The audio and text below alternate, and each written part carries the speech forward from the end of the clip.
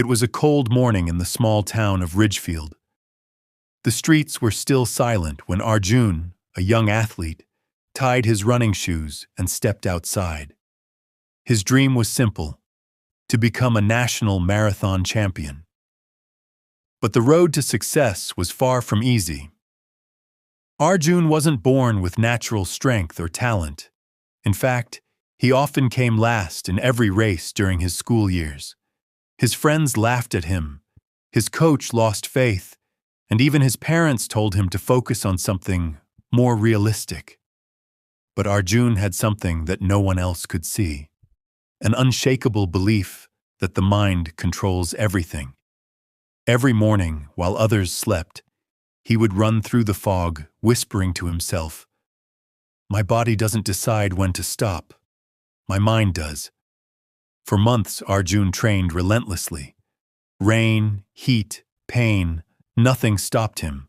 But as the National Marathon Day arrived, doubt crept in. He looked at the other runners, taller, stronger, more experienced. A small voice inside whispered, "You can't beat them."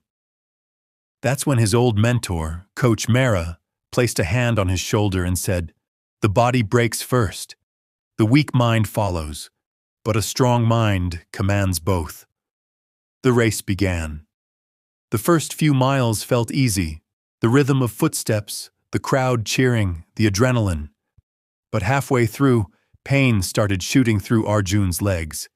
His lungs burned, sweat blurred his vision. Runners began overtaking him one by one. His mind screamed, "Stop! You've done enough!" But then, he remembered Coach Mara's words. He slowed his breathing, closed his eyes for a second, and told himself, "Pain is temporary. Quitting lasts forever." Step by step, he started pushing again, not with muscles, but with mental strength. Every thought of weakness he replaced with power. When the finish line came into sight, his body was nearly collapsing, but his mind had already crossed it. He didn't win that day.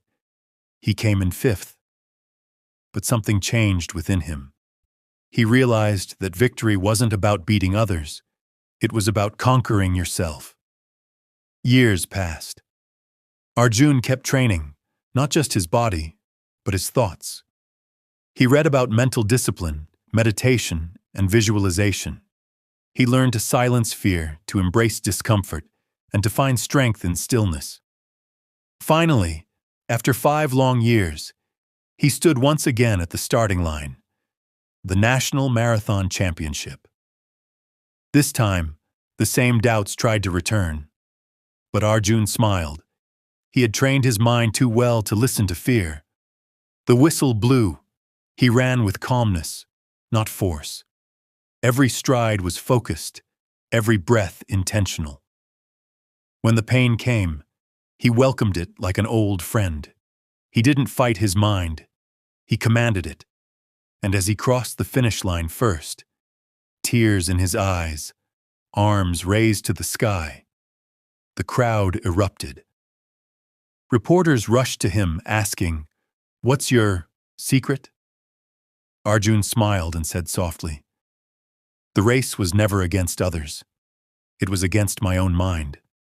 The moment I learned to control it, I won everything."